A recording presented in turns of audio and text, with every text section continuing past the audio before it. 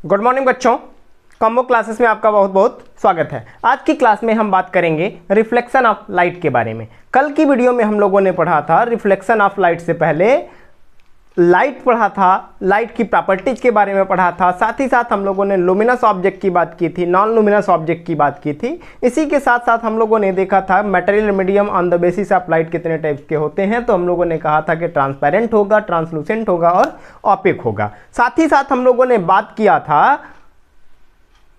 Light beam की, जो कि हम लोगों ने कहा था कि लाइट बीम जो होगा ग्रुप ऑफ रेज होगा, कॉम्बिनेशन बहुत सारी रेज का एक समूह होगा। और कहा था हम लोगों ने कि लाइट बीम भी जो होती हैं वो 3 टाइप्स की होती हैं, जिसके बारे में हम लोगों ने कहा था कन्वर्जिंग होता है, डाइवर्जिंग होता है और साथ ही साथ पैरेलल होता है। कन्वर्जिंग, डाइवर्जिंग और पैरेलल का हम लोगों ने फिगर भी बना करके देखा था। तो आज की क्लास में हम बात करेंगे रिफ्लेक्शन ऑफ लाइट के बारे में। क्लास 10th में देखा जाए और क्लास 12th में देखा जाए तो दोनों ही क्लास में ये टॉपिक बहुत ही ज़्यादा इंपॉर्टेंट है, इस वजह से हम थोड़ा इस पर फोकस करके पढ़ेंगे। तो रिफ्लेक्शन ऑफ लाइट का मतलब होता है कि जब भी कोई लाइट बीम या कोई भी लाइट रेज किसी ब्राइट सरफेस से टकराती है तो वह अपने ही सेम मीडियम में, अपने ही माध्यम में वापस लौट जाती है। तो इस प्रोसेस को ही हम क्या कहते हैं, रिफ्लेक्शन ऑफ लाइट। इसका सीधा सीधा एग्जांपल हम लोग क्या करते हैं, घर पे एक मिरर लेकर के, एक ब्राइट सरफेस लेकर के जब उस पर टॉर्च को जलाते हैं, जब उस पर टॉर्च की लाइट को फोकस करते हैं, इंसिडेंट कराते हैं, तो क्या देखते हैं कि लाइट ऐसे आती है और ठीक इधर निकल जाती है, उसी माध्यम में फिर से निकल जाती है। तो इस प्रोसेस को हम क्या कहते हैं, रिफ्लेक्शन ऑफ लाइट के नाम से जानते हैं। इसका मतलब ये हुआ कि जब भी ये हो गया कोई एक ब्राइट सरफेस, ये हम लोगों ने ले लिया एक ब्राइट सरफेस, जब एक इस पर लाइट आकर के इंसिडेंट होती है, ये हमने लाइट को इस पर इंसिडेंट कर दिया। मतलब ये हो गया कि यहाँ पर एक या तो टॉर्च रहा होगा या फिर कोई भी लाइट सोर्स रहा होगा जिससे लाइट आकर के इस पर पड़ रही है, इस पर इंसिडेंट हो रही है, फॉल हो रही है। यहाँ से जैसे ही ये टकराता है, टकराने के बाद ये इधर रिटर्न हो जाता है, इधर क्या हो जाता है, चला जाता है। तो इस प्रोसेस को ही हम लोग क्या कहते हैं, रिफ्लेक्शन ऑफ लाइट कहते हैं। और इसको हम कहते हैं इंसिडेंट रे। क्या कहते हैं, इंसिडेंट रे। और ये रिटर्न होकर के गई है, रिफ्लेक्ट होकर के गई है, इस वजह से इस रे को हम लोग रिफ्लेक्टेड रे के नाम से जानते हैं।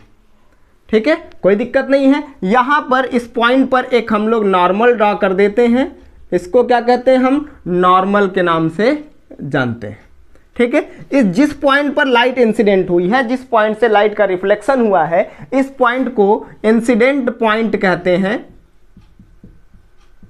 इंसिडेंट पॉइंट कहते हैं, या फिर इसी को पॉइंट ऑफ इंसिडेंस के नाम से भी जानते हैं। क्लियर है। दूसरी चीज क्या है कि यहां पर देख रहे हैं कि इंसिडेंट एंगल और नॉर्मल के बीच यहां कुछ एंगल बना होगा, उसी तरह से रिफ्लेक्टेड रे और नॉर्मल के बीच यहां भी कुछ एंगल बना होगा।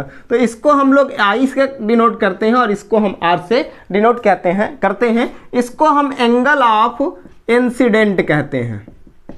क्या कहते हैं, एंगल ऑफ इंसिडेंट। और इसको क्या कहते हैं, एंगल ऑफ रिफ्लेक्शन कहते हैं। क्लियर है, कोई दिक्कत नहीं है। आई का मतलब इंसिडेंट एंगल और आर का मतलब एंगल ऑफ रिफ्लेक्शन। तो सबसे बड़ी बात है कि इसको डिफाइन कैसे करेंगे, तो कहते हैं कि व्हेन अ लाइट रे, और या बहुत सारी लाइट रेज भी हो सकते हैं, when a light ray falls on a bright surface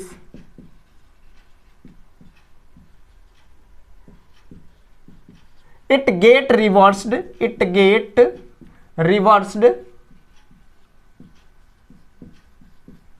in the same medium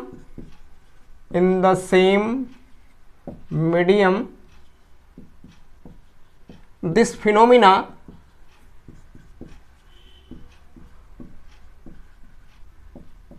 is called as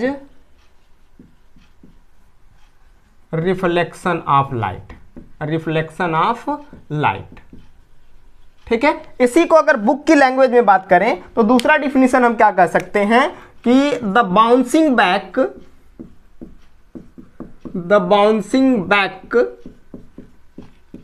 of light from any bright surface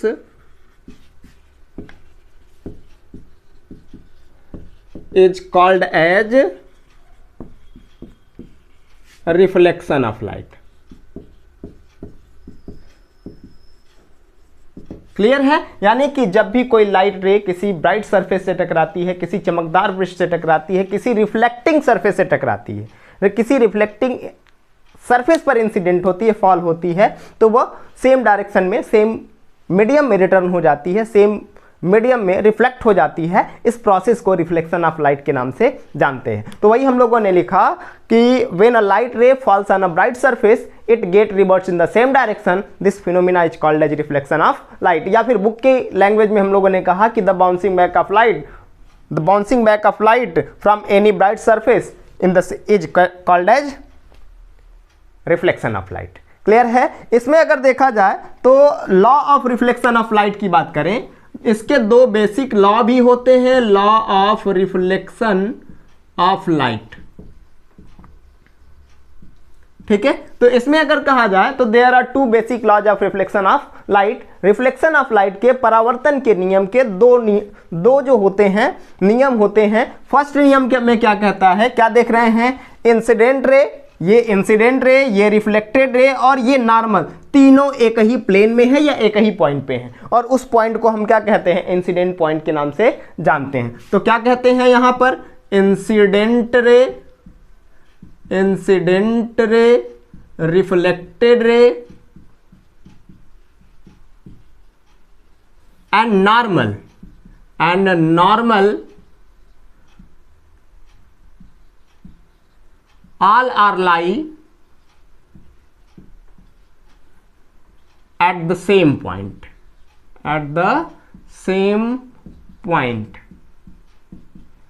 and this point is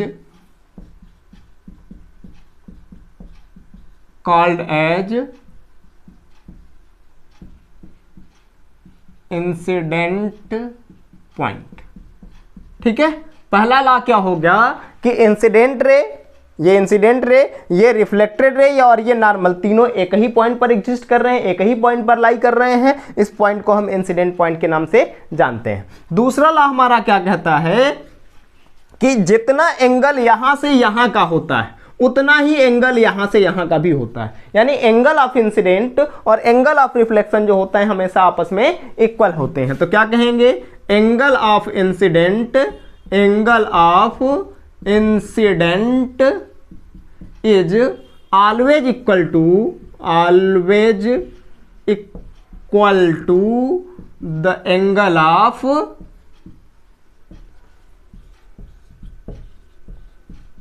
reflection, that is I equal to R।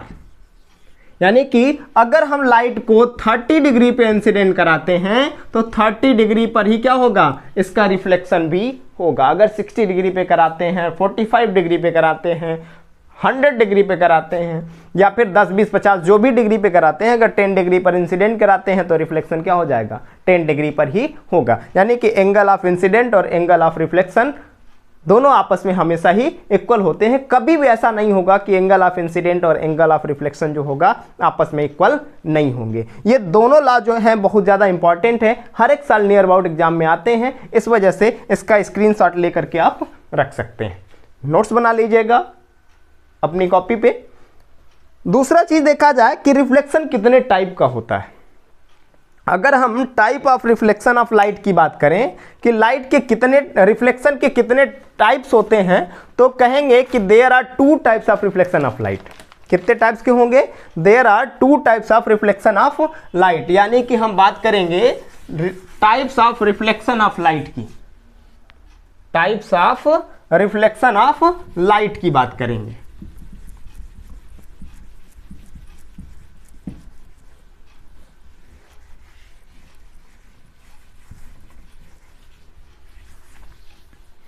ठीक है, क्या बात करने वाले हम लोग, types of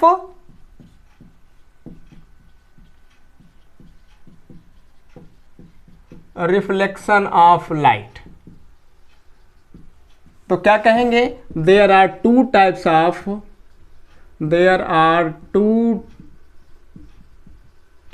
of reflection of light. ठीक है, कौन कौन सा होगा? फर्स्ट में होगा रेगुलर रिफ्लेक्शन ऑफ लाइट और सेकेंड में होगा इर्रेगुलर या फिर इसी को डिफ्यूज्ड कहते हैं, डिफ्यूज्ड रिफ्लेक्शन, है ना। दो तरह का रिफ्लेक्शन ऑफ लाइट होगा, एक होगा रेगुलर और दूसरा होगा इर्रेगुलर या फिर इसी को डिफ्यूज्ड हम लोग भी कहते हैं। रेगुलर कहें, इर्रेगुलर कहें या डिफ्यूज्ड कहें, दोनों का मतलब क्या है बेटा? सेम है।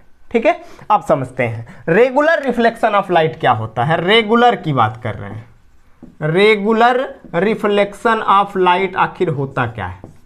ठीक है, तो अगर हम कहें कि if the light ray reflect from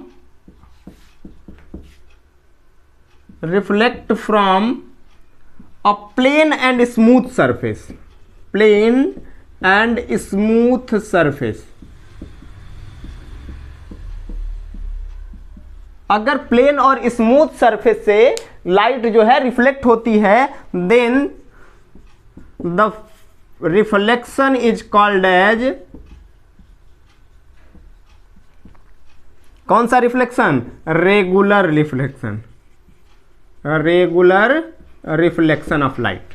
ठीक है, जैसे अगर फिगर की बात करें हम लोग, तो ये हो गया एक प्लेन में सरफेस, ब्राइट सरफेस हो गया, प्लेन हो गया, स्मूथ भी है, इसमें कोई पोर्स नहीं है, रफ मटेरियल नहीं यूज किया गया है। जब हम इस पर क्या करते हैं, बहुत सारी रेज को इंसिडेंट कराते हैं। एक रेज हमने यहाँ से इंसिडेंट करा दिया, दूसरी यहाँ से करा दिया, थर्ड हमने यहाँ से करा दिया, फोर्थ हमने यहाँ से करा दिया।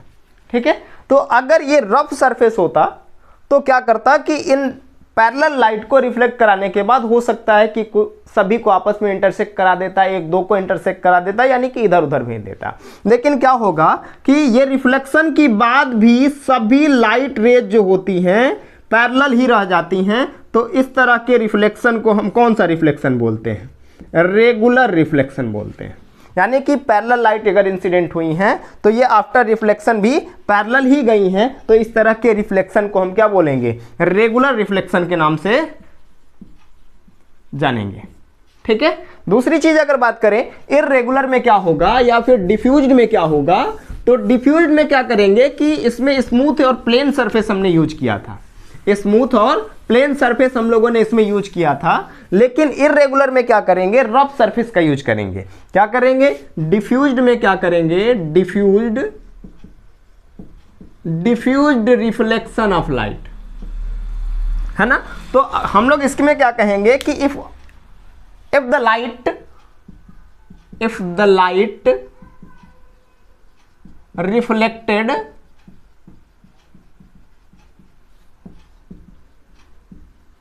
from any bright and rough surface,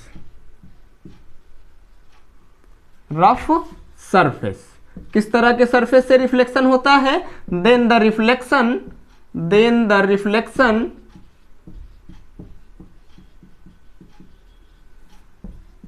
is called as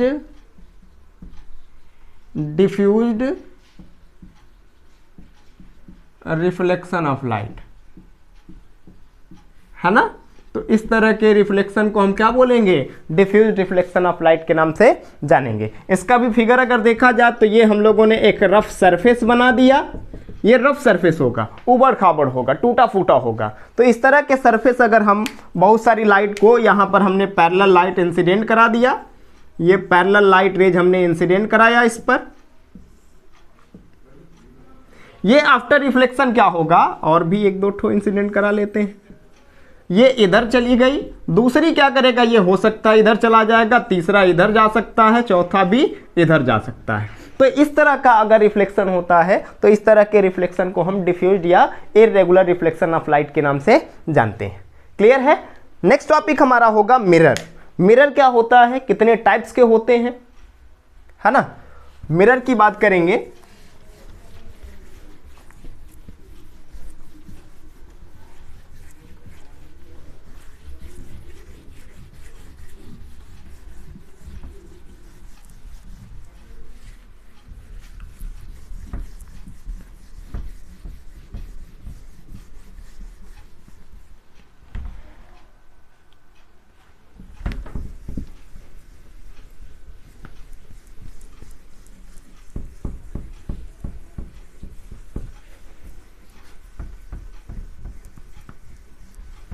चलिए पढ़ते हैं मिरर के बारे में। मिरर क्या होता है, कितने टाइप्स के होते हैं?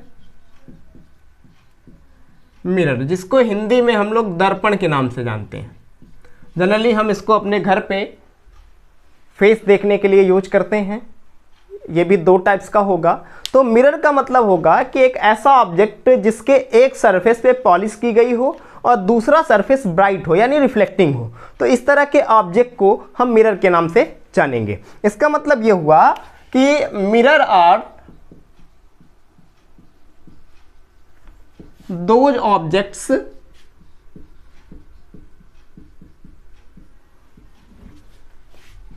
whose one surface is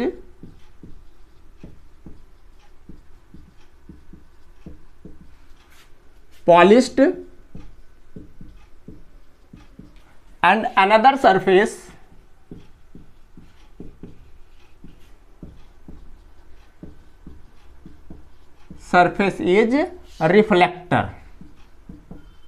reflector या फिर ब्राइट भी कह सकते हैं, आर कॉल्ड एज मिरर, है ना। अगर हम बात करें कि कितने टाइप्स के मिरर होते हैं, तो टाइप्स ऑफ मिरर में देखा जाए, टाइप्स ऑफ मिरर, है ना, तो कहेंगे there are 2 types of mirror. कितने टाइप के होंगे मिरर? 2 टाइप्स के होंगे। फर्स्ट में हमारा क्या हो जाएगा, प्लेन मिरर हो जाएगा, और सेकंड में क्या हो जाएगा, स्फेरिकल मिरर हो जाएगा, स्फेरिकल मिरर हो जाएगा। ठीक है, हम लोगों ने कहा कि मिरर एक ऐसा ऑब्जेक्ट होगा, एक ऐसा प्लेन सरफेस होगा जिसके एक सरफेस पे पॉलिश किया गया होगा और दूसरे सरफेस पे दूसरा सरफेस जो होगा रिफ्लेक्टर होगा या फिर दूसरा सरफेस ब्राइट होगा, चमकदार होगा। तो इस तरह के ऑब्जेक्ट को हम मिरर के नाम से जानते हैं। मिरर हमारा 2 टाइप्स का होगा, प्लेन मिरर जिसको हिंदी में हम लोग समतल दर्पण के नाम से जानते हैं, समतल दर्पण के नाम से जानते हैं, और स्फेरिकल मिरर जिसको हम लोग हिंदी में गोलीय दर्पण के नाम से भी जानते हैं। ठीक है, अब बात फंसी कि प्लेन मिरर आखिर होता क्या है, प्लेन मिरर किसको कहते हैं। तो प्लेन मिरर की बात करें तो प्लेन मिरर में अगर कहेंगे, प्लेन मिरर को डिफाइन किया जाए तो प्लेन मिरर का मतलब होगा कि the mirror whose reflecting surface, whose reflecting surface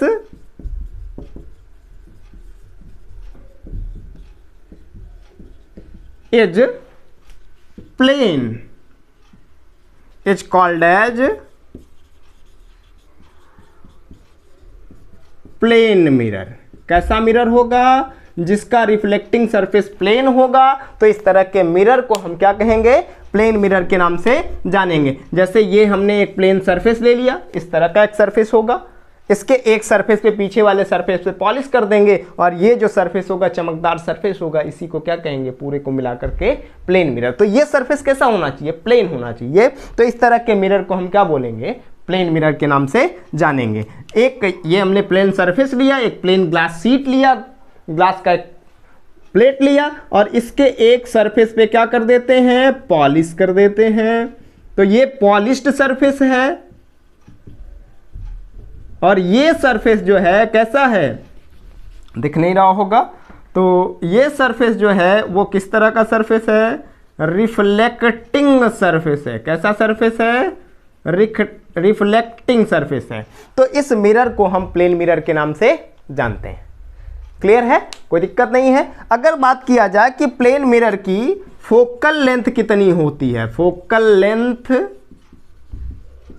of plane mirror is infinity. कितना होगा, इन्फिनिटी होता है।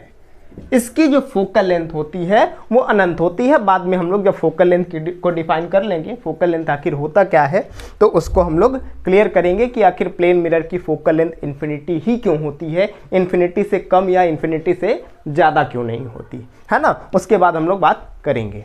अब हम लोग पढ़ेंगे image formation by plane mirror, यानी कि प्लेन मिरर के सामने अगर कोई ऑब्जेक्ट रखा होगा तो वो प्लेन मिरर किस तरह का इमेज बनाएगा, रियल बनाएगा, वर्चुअल बनाएगा, या फिर छोटा बनाएगा, बड़ा बनाएगा, या लैटरली इन्वर्टेड बनाएगा, है ना। तो इमेज फॉर्मेशन बाय अगर प्लेन मिरर की बात करें,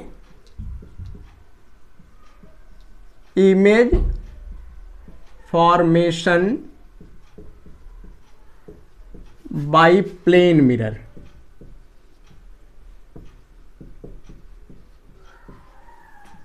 है ना, image formation by plane mirror. तो अगर बात किया जाए कि इमेज प्लेन मिरर में कैसा बनता है, तो प्लेन मिरर हमेशा ही वर्चुअल इमेज बनाता है, आभासी इमेज बनाता है, जिसको हम स्क्रीन पे ऑब्टेन नहीं कर सकते।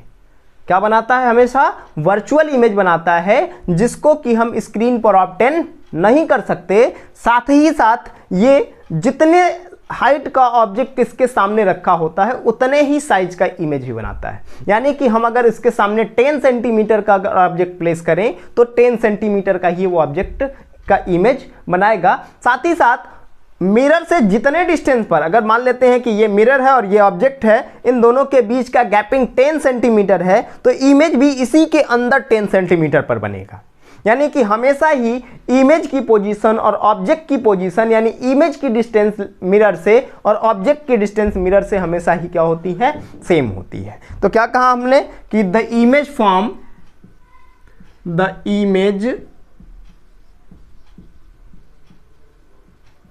formed by plane mirror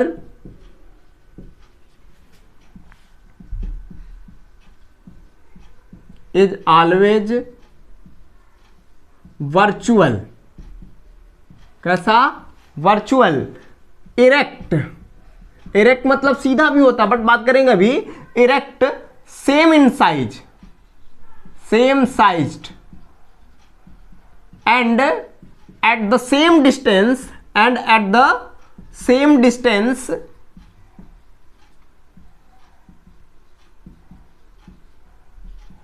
as the object is placed। यानी कि जितने डिस्टेंस पर ऑब्जेक्ट रखा है उतने ही डिस्टेंस पर इमेज भी बनता है। इसका मतलब ये हो गया, but the image is laterally inverted, है ना। इमेज क्या होगा? लैटरली इन्वर्टेड बनता है। लैटरली इन्वर्टेड इमेज कहने का मतलब यह है कि लेफ्ट साइड के, अगर ये लेफ्ट साइड है तो इमेज उसमें राइट साइड में बनेगा, और राइट साइड का इमेज लेफ्ट साइड में बनेगा। यही वजह होता है कि हॉस्पिटल वैन यानी एम्बुलेंस पर जो एम्बुलेंस लिखा होता है वो उल्टा लिखा होता है, कि सामने वाले व्हीकल्स में जो भी ड्राइवर आगे वाली गाड़ी को चला रहे होंगे उनके साइड मिरर में उस एम्बुलेंस का उसमें सीधा इमेज दिख जाएगा, जिससे क्या करेगा कि एम्बुलेंस को पढ़ करके और वो एम्बुलेंस को फ्री रास्ता दे देगा। अदरवाइज क्या होगा, एम्बुलेंस जब वो पढ़ ही नहीं पाएगा तो एम्बुलेंस को वो रास्ता नहीं देगा, और रास्ता नहीं देगा तो एम्बुलेंस में बैठा हुआ व्यक्ति यानी पेशेंट जो होगा वो समय ज़्यादा होने के कारण या क्रिटिकल कंडीशन होने के कारण उसकी डेथ भी हो सकती है, या कि फिर कंडीशन और बिगड़ती जा सकती है। इस वजह से एम्बुलेंस वैन पर एम्बुलेंस जो सामने लिखा होता है वो क्या लिखा होता है? लेफ्ट का राइट में और राइट का लेफ्ट में लिखा होता है, जिससे सामने वाले जो आगे व्हीकल्स जा रही है, आगे गाड़ी जा रही है, उसके ड्राइवर को उस पर लिखे हुए एम्बुलेंस को पढ़ने में आसानी हो और आसानी से वो इस एम्बुलेंस को पढ़ करके पीछे वाली एम्बुलेंस को वो रास्ता दे दे और एम्बुलेंस तेजी से आगे निकल जाए। अदरवाइज पेशेंट उसी में डेथ कर जाएगा, है ना। तो इसका मतलब कि ये जो प्लेन मिरर इमेज बनाता है वो इमेज हमेशा लैटरली इन्वर्टेड ही होता है। क्लियर है? अब हम इसकी फिगर की बात करें तो ये हम लोगों ने ले लिया एक प्लेन मिरर। क्या ले लिया हम लोगों ने? एक प्लेन मिरर। ठीक है, हम क्या करेंगे, इस पर एक प्रिंसिपल एक्सिस ड्रॉ कर लेते हैं। ये एक एक्सिस ड्रॉ कर लिया हम लोगों ने। यहीं पर एक ऑब्जेक्ट को प्लेस कर लेते हैं। यहां पर हमने एक ऑब्जेक्ट को प्लेस कर लिया, तो इस ऑब्जेक्ट से क्या होगा कि यहां से भी लाइट इस पर जाकर के इंसिडेंट होगी, यहां से भी जाएगी, यहां से भी, हर एक पॉइंट से इस पर लाइट जाकर के इंसिडेंट होगी। लेकिन हम हर एक पॉइंट की लाइट को इसमें दिखाएंगे नहीं, क्योंकि इसलिए नहीं दिखाएंगे क्योंकि बहुत सारी रेज अगर आपस में दिखा दें इसमें फिगर में तो सभी एक दूसरे में मिक्सअप हो जाएंगी और फिगर हमें क्लियर नहीं हो पाएगा। इस वजह से केवल हम ऊपर वाली लाइट को दिखाएंगे और साथ ही साथ एक नीचे वाली लाइट को दिखा देंगे। क्लियर है? अब देख रहे हैं कि ये 90 डिग्री पर इंसिडेंट हुआ है तो 90 डिग्री पर रिफ्लेक्ट भी होगा। क्लियर? दूसरी चीज क्या है, ये 90 डिग्री पर इंसिडेंट हुआ है तो 90 डिग्री पर ही रिफ्लेक्ट भी होगा। अब क्या करते हैं, एक लाइट इसके इस पॉइंट पर जहां प्रिंसिपल एक्सिस ज्वाइन कर रहा है इस पॉइंट पर हम इंसिडेंट करा देते हैं। जब इस पॉइंट पर इंसिडेंट हमने लाइट को कराया तो ये रिफ्लेक्ट होकर के चला जाएगा इधर। क्लियर है? कोई दिक्कत नहीं। जब हम इनको पीछे की तरफ ऐसे एक्सटेंड कराते हैं, जब हम इनको ऐसे पीछे की तरफ एक्सटेंड कराते हैं, इसको भी पीछे की तरफ एक्सटेंड कराते हैं तो ये इसी पर ज्वाइन कर जाएगा और इस रे को भी, कौन सी है ये, रिफ्लेक्टेड रे को भी पीछे की तरफ एक्सटेंड कराते हैं, है ना। ये एक रिफ्लेक्टेड रे जो इधर की तरफ जा रही है, एक दूसरी ये रिफ्लेक्टेड रे जो लेफ्ट साइड की तरफ जा रही है, इसको भी हमने पीछे की तरफ एक्सटेंड करा दिया और इसको भी पीछे की तरफ एक्सटेंड हमने करा दिया। साथ ही साथ ये रिफ्लेक्टेड रे है, इस रिफ्लेक्टेड रे जो नीचे जा रही थी इसको भी हम पीछे की तरफ एक्सटेंड कराए। जब एक्सटेंड कराए तो क्या देख रहे हैं कि ये रिफ्लेक्टेड रे और ये रिफ्लेक्टेड रे एक पॉइंट पर दोनों एक दूसरे को कट कर गई। जहां पर कट की वहीं पर इमेज का क्या हो जाएगा, फॉर्मेशन हो जाएगा। ये ऑब्जेक्ट हमने रखा था ए बी, इमेज बन जाएगा इसका ए डैश बी डैश। जब एक्सपेरिमेंट करके देखा गया तो जितना हाइट ए बी का था उतना ही हाइट ए डैश बी डैश का था। यानी कि ऑब्जेक्ट की हाइट और इमेज की हाइट हमेशा क्या होती है, सेम बनती होती है। इसका मतलब कि जितने हाइट का ऑब्जेक्ट हम प्लेन मिरर के सामने रखे हैं उतने ही हाइट का इमेज भी, उतने ही साइज का इमेज भी प्लेन मिरर के थ्रू बनेगा, जैसा कि हमने यहां पर लिखा है सेम साइज्ड। ठीक है, इरेक्ट मतलब सीधा हमने रखा है, सीधा ही इमेज बना हुआ है, इसीलिए हमने यहां पर इरेक्ट भी लिखा है। वर्चुअल मतलब क्या है कि ये दो रिफ्लेक्टेड रे एक्चुअल में मिट नहीं कर रही हैं पीछे जाकर के। अगर ये दोनों रे एक्चुअल में मिट करती तब जाकर के वहां एक्चुअल इमेज यानी रियल इमेज बनता, बट दोनों रिफ्लेक्टेड रे जो है वर्चुअली अपीयर्स टू मीट हो रही हैं, एक ही पॉइंट से डाइवर्ज होती हुई हमें लग रही हैं। इस वजह से जो इमेज बनेगा वो वर्चुअल बनेगा। इसकी भी बात हम लोगों ने कर लिया, है ना। दूसरी चीज क्या देखा गया कि अगर इसको हम P कहें, पोल कहें इस पॉइंट को, तो क्या देखा गया एक्सपेरिमेंट से कि P से B तक का जितना डिस्टेंस था उतना ही P से B डैश की डिस्टेंस थी। इसका मतलब कि यहां से इसकी डिस्टेंस और ये इसकी डिस्टेंस आपस में हमेशा क्या होती है, इक्वल होती है। इसका मतलब कि जितना डिस्टेंस पर प्लेन मिरर के सामने ऑब्जेक्ट रखा होगा उतने ही डिस्टेंस पर प्लेन मिरर के थ्रू इमेज भी बनेगा, लेकिन मिरर के अंदर बनेगा। और मिरर के अंदर बना हुआ इमेज हमेशा ही वर्चुअल इमेज होता है, यानी कि आभासी इमेज होता है। ठीक है, दूसरी चीज क्या है कि जब इसको देखा गया, एनालाइज किया गया, तो क्या देखा गया कि जैसे हम इस हथेली को, इस पाम को किसी मिरर के सामने ऐसे रखे हैं तो उस मिरर में क्या होता है कि ये जो होता है, जो हमारा थंब है वो इस साइड में दिखेगा और ये जो हमारी लेडीज फिंगर है वो इस साइड में दिखेगी, यानी लेफ्ट का राइट में दिखेगा और राइट का लेफ्ट में दिखेगा। तो इसीलिए हम लोगों ने लिखा है लैटरली इन्वर्टेड। जैसे हम क्या करते हैं, बी को लिखते हैं, बी को, ये बी हम लोगों ने लिख दिया और इसके सामने एक प्लेन मिरर लगा देते हैं। बी को लिखने के बाद इसके सामने हम क्या करते हैं, प्लेन मिरर लगा देते हैं। तो इसमें जो इसका इमेज बनता है वो किस तरह का बनता है, इस तरह का बनता है। इससे क्या प्रूफ हो रहा है कि लेफ्ट साइड का इमेज जो है राइट साइड में बना है और राइट साइड का इमेज जो है लेफ्ट साइड में बना है। इसको हम कहते हैं लैटरल इन्वर्जन। लैटरल इन्वर्जन पार्श्विक व्युत्क्रम के नाम से जानते हैं, हिंदी में पार्श्व व्युत्क्रम के नाम से जानते हैं। क्लियर है? तो आज की क्लास में बस इतना ही। मिलते हैं नेक्स्ट वीडियो में जिसमें हम बात करेंगे स्फेरिकल मिरर के बारे में, स्फेरिकल मिरर के टाइप्स के बारे में, साथ ही साथ image formation bye spherical mirror के बारे में बात करेंगे और भी बहुत कुछ उसमें सीखेंगे। मिलते हैं नेक्स्ट वीडियो में। अगर आप हमारे चैनल पर नए हैं तो लाइक करिए, शेयर करिए और सब्सक्राइब करना मत भूलिए। धन्यवाद।